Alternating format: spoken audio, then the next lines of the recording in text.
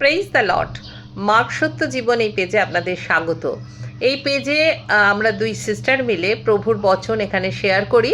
আজকে একটু অন্য রকম আপনাদের কথা শোনাবো। সেটা হচ্ছে আমাদের এখানে একজন ব্রাদার এসেছেন, ব্রাদার শিব বিশ্বাস। উনিও হিন্দু ছিলেন এবং প্রভুকে কিভাবে গ্রহণ করেছেন। অ্যাকচুয়ালি আমরা যে বাপ্তিস্ম গ্রহণ করি বা ব্যাপটিজম নিই, অনেকে মনে করে তো ধর্ম চেঞ্জ। আমাদের ধর্ম চেঞ্জ হয় না, সেখানে আমাদের মন পরিবর্তন হয়। আমরা পুরাতন জীবন ছেড়ে নতুন জীবনের খোঁজে থাকি। তো আজকে আসুন তার মুখ থেকে শুনি ঈশ্বর কিভাবে তার হৃদয়ে কথা বলেছেন, হৃদয়কে টাচ করেছেন এবং তিনি এখন কিভাবে চলছেন। ব্রাদার শিব বিশ্বাসের মুখ থেকে।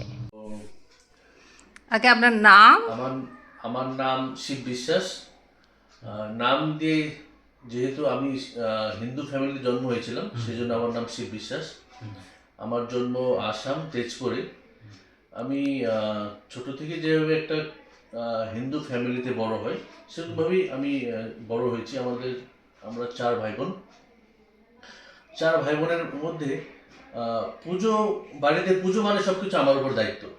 পুজোটার মূর্তি কত বড় হবে, পুজো কে করবে, বাড়িতে কতজন নিমন্ত্রিত হবে, সব আমার দায়িত্ব।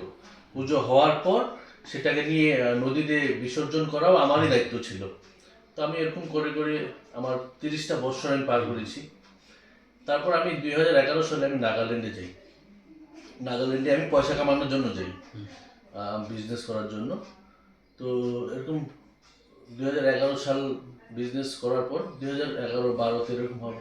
2015 সালে আমার যেখানে ফার্মাসি, সেখানে অপোজিট একটা হসপিটাল আছে, সেটার নাম হলো রেফারেল হসপিটাল। তো সেই হসপিটালে আমি 2015 সালের অক্টোবর মাসে আমি ব্লাড ডোনেট করতে যাই একজনকে।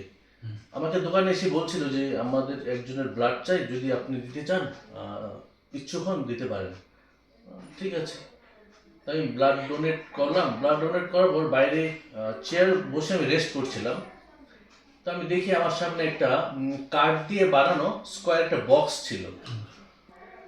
বক্সের মধ্যে বিভিন্ন ভাষার ছোট ছোট বুক, লেফলেটগুলো ছিল। সেখানে লেখা ছিল আপনি ফ্রিতে নিতে পারেন, ফ্রিতে পড়তে পারেন। তো আমি সেখানে গিয়ে, আমি যেহেতু বাঙালি, তো আমি বাংলা ভাষাতে একটা বুক, 45 পেজের একটা বুক ছিল, সেটা আমি উঠিয়ে, আমি পড়ার জন্য না, জাস্ট ওখানে ফ্রিতে দেয় বলে আমি নিয়েছিলাম। তো নেওয়ার পর আমি পকেটে ফোল্ড করে রেখে দিই। নেক্সট ডে যখন আমি ফার্মাসি খুলি, আমি ফার্মাসি খুলেছি। আমি যেমন হিন্দুরা আরাধনা করে সেরকমভাবে আমি পুজো করেছি দোকানে।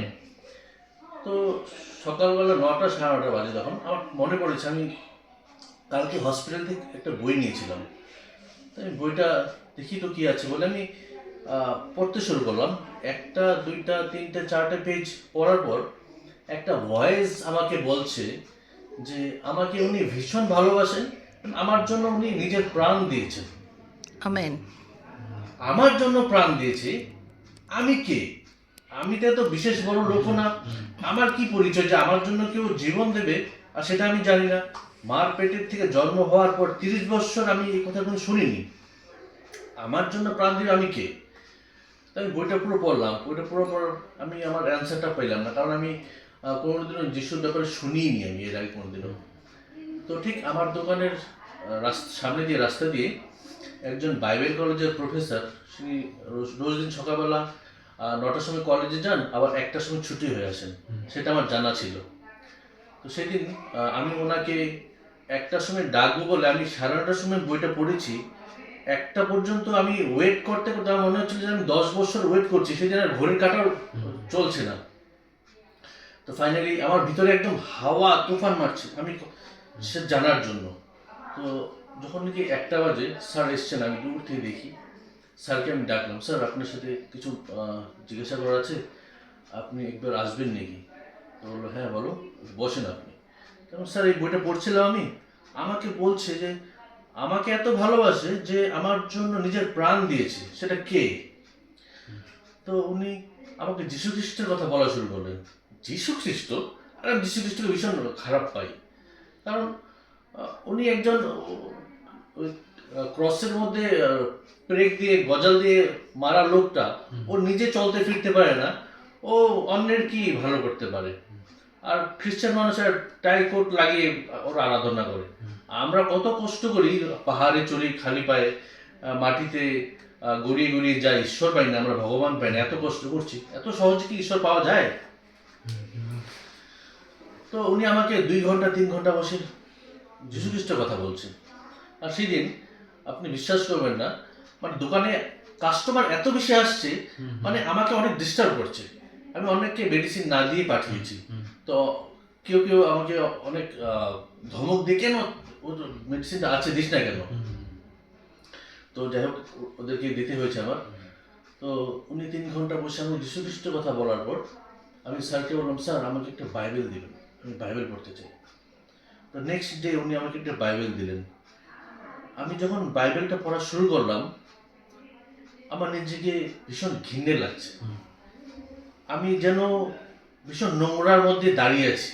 আমার ঈশ্বরকে বলছি, ঈশ্বর, আমি বুঝে গেলাম যে ভীষণ পবিত্র ঈশ্বর এটা। আমি ঈশ্বরকে বললাম, ঈশ্বর আমাকে এই মুহূর্তে একবার মরতে দাও, মরে আমি একবার জন্ম নিয়ে আপনাকে পেতে চাই, আপনাকে জানতে চাই, আপনাকে টাচ করতে চাই। আমি ভেবে বলছি, আমি জানি না এটা কোথা থেকে এসছে আমার মনের ভিতরে, আমি বলছি।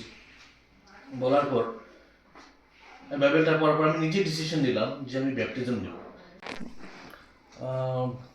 বলার পর আমি নিজের থেকে ভাবলাম যে আমাকে ব্যাপটিজম নিতে হবে। তো আমার ওই মুহূর্তে আমার মা, বাবা, ভাই, বোন, আমার পরিবার কোনো কিছু মনে ছিল না, শুধু আমি আর ঈশ্বর। তো আমি ওই স্যারকে ফোন করে বললাম, স্যার আমি ব্যাপটিজম নিতে চাই। তো স্যার বললো আমাকে, এটা কি তোমার নিজের ডিসিশন না কোনো প্রেশার আছে? না স্যার, এটা আমার নিজস্ব ব্যক্তিগত ডিসিশন, আমি ব্যাপটিজম নিতে চাই। তো স্যার আমাকে একজন পাস্টারের সাথে কথা বলে দিলেন। পাস্টার আসলো আমার সাথে কথা বলতে। আমি বললাম পাস্টারকে, পাস্টার আমি এই মুহূর্তে ব্যাপটিজম নিতে চাই। কিন্তু পাস্টার বললো, না, অল্প নিয়ম কিছু আছে, যেমন তোমাকে বাইবেল স্টাডি দিতে হবে, তোমাকে একটু ভালো মতন বুঝতে হবে, তারপর তোমাকে ব্যাপটিজম দেওয়া হবে। তো ওকে, ঠিক আছে। আমাকে 3 দিন বাইবেল স্টাডি দেওয়ার পর আমাকে রবিবার একদিন সকালবেলা, ভোরবেলা আমাকে ব্যাপটিজম দেওয়া হলো।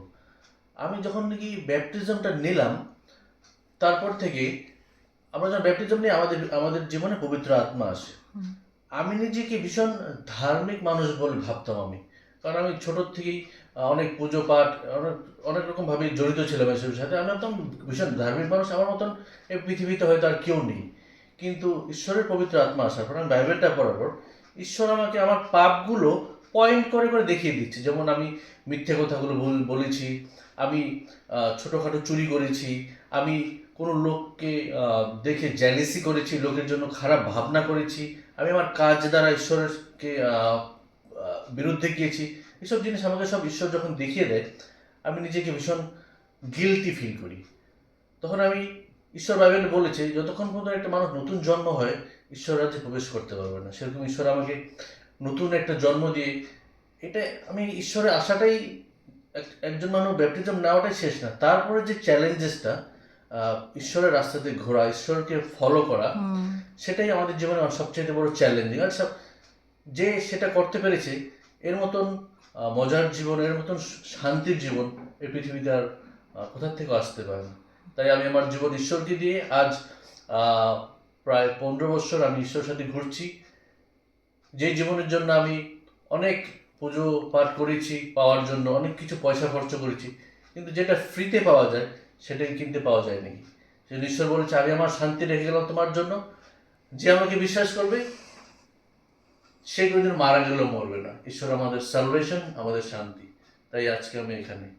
Thank you, God bless you. Hallelujah. Praise the Lord.